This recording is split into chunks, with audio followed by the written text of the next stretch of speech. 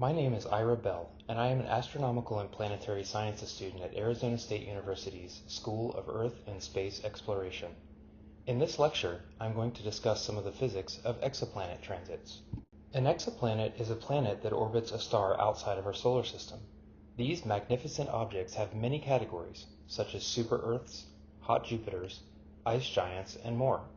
Studying these distant worlds enhances our understanding of planetary formation and evolution, and it fuels the search for potential life elsewhere in the universe.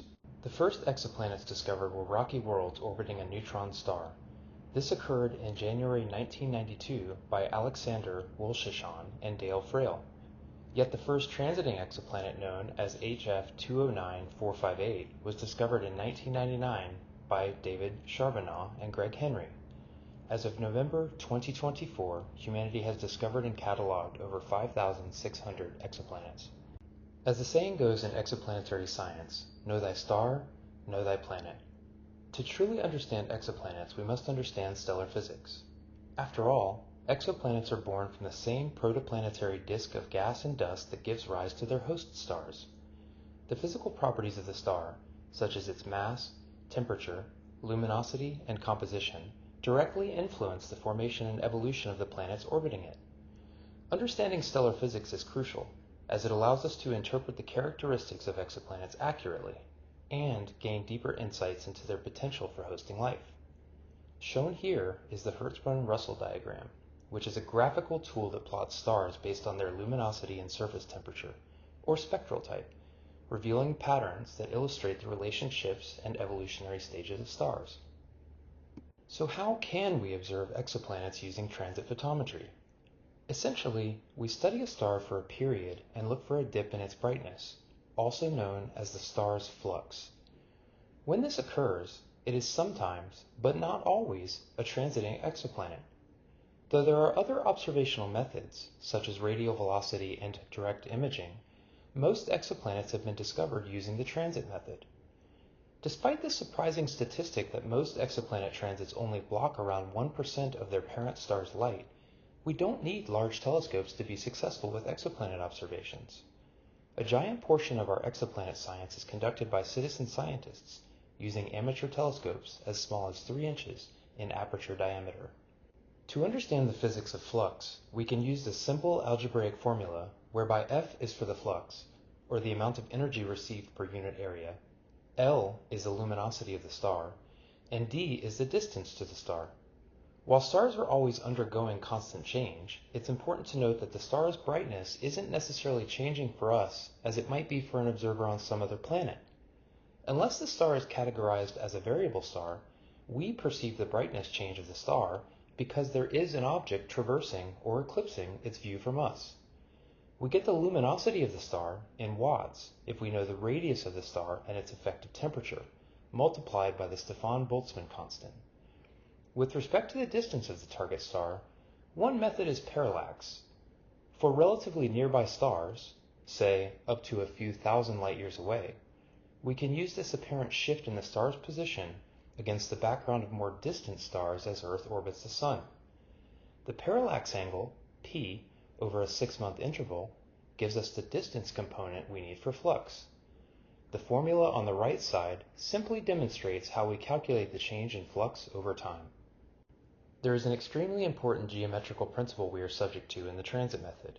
Here, we see 2 opposing examples of an exoplanet orbiting its parent star. On the left, the model is face-on.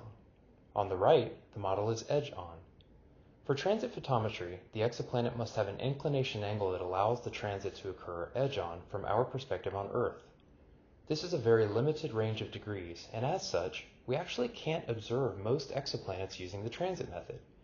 That is to say, anything not within the edge-on inclination range relative to Earth is essentially invisible to us using this method. There is more to the physics than the measurement of the change in the star's brightness, though.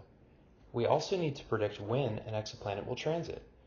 This motion of exoplanets around their host stars is fundamental to exoplanetary science. Kepler's third law provides a powerful tool for this purpose by linking a planet's orbital period to its distance from the star. The law is mathematically expressed as shown in this equation, where p is the orbital period, a is the semi-major axes of the orbit, g is the gravitational constant, and m star is the mass of the star. This equation reveals that the square of a planet's orbital period is proportional to the cube of its average distance from the star, adjusted for the star's mass.